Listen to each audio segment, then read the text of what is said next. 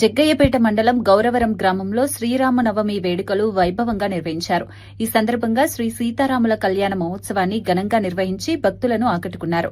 మండల తెలుగుదేశం పార్టీ అధ్యకుడు కట్టా నరసింహారావు, మాజీ సర్పంచ్ నాగేశ్వరరావు ఆహ్వానం మేరకు పలువురు నాయకులు కార్యక్రమంలో పాల్గొన్నారు.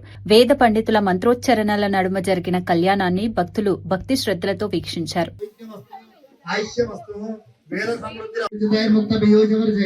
ఆనందేన పునీయాదర్నగదాశంక బాణిర్ముకుందః భోపాదవస్యరాభిర్విదిల్లశ్చంద్ర సూర్యోజనేత్రే కర్ణావాసా శిరోజోన్ముఖవిధమనోస్త్ర వాస్తేమత్తి అంతస్థ విశ్వం సురనరకో భోగి గంధర్వదైత్యై చిత్రం బ్రహ్మవేదం త్రిభువనభుజం విష్ణువేశం నమామి.